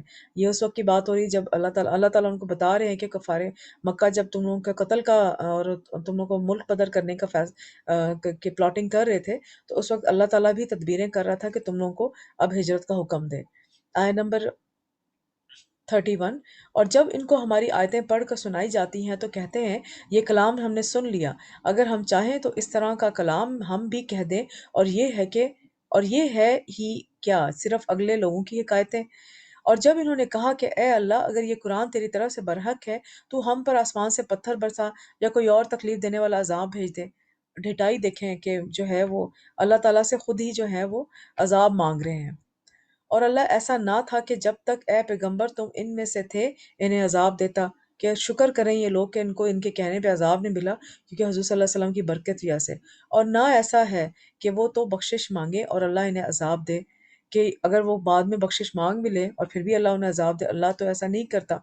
تو اس میں ایک اور پریکٹیکل پوائنٹ ہمارے لیے کیا ہے کہ ہم بھی جب تک حضور صلی اللہ علیہ وسلم کی تعلیمات پر ہم لوگ عمل کرتے رہیں گے، ہم بھی جو عذاب ہم لوگ پہ آتے ہیں، جو مصیبتیں، جو پریشانیاں ہم لوگ پہ آتی ہیں، ہم لوگ بھی ان سے انشاءاللہ بچتے رہیں گے۔ استغفار عذاب سے بچنے کا ذریعہ ہے۔ وَهُمْ يَسْتَغْفِرُونَ، استغفار عذاب سے بچنے کا سبب ہے۔ بعض سلف صالحین کہتے ہیں کہ ہمارے لیے عذاب سے دو پناہیں ہیں: نبی صلی اللہ علیہ وسلم کا دنیا میں موجود ہونا، اور دوسرا استغفار کرنا۔ جب نبی صلی اللہ علیہ وسلم وفات پا گئے تو ایک حفاظت ختم ہو گئی، اب دوسری باقی ہے اور وہ ہے استغفار۔ حضور صلی اللہ علیہ وسلم نے فرمایا انسان جب تک اللہ عز و جل سے استغفار کرتا ہے، اس وقت تک اللہ عز و جل کے عذاب سے محفوظ رہتا ہے، انشاءاللہ دنیا میں بھی، قبر اور پھر حشر میں بھی حفاظت۔ استغفار کی وجہ سے پھر گناہ لکھے بھی نہیں جاتے۔ اللہ تعالی ہم سب کو بھی بخشے، آمین ثم آمین۔ آیا نمبر 30، کون سی آیت ہے؟ آیت نمبر 34۔ اور اب بھی ان کے لیے کون سی وجہ ہے کہ وہ انہیں عذاب نہ دے جبکہ وہ مسجد حرام میں نماز پڑھنے سے روکتے ہیں، جبکہ وہ اس مسجد کے متولی بھی نہیں۔ اس کے متولی تو صرف پرہیزگار ہیں، لیکن ان میں سے اکثر نہیں جانتے۔ اور ان لوگوں کی نماز خانہ کعبہ کے پاس سیٹیاں اور تالیاں بجانے کے سوا کچھ نہ تھی، تو تم جو کفر کرتے تھے اب اس کے بدلے عذاب کا مزہ چکھو۔ یہ ایک انٹرنیٹ نے بنا لیجیے تھی انہوں نے عبادت کو، کہ سیٹیاں مارنا اور یہ سب کچھ، کہ جو مسلمان وہاں عبادت کر بھی رہے ہیں ان کو تنگ کرنا۔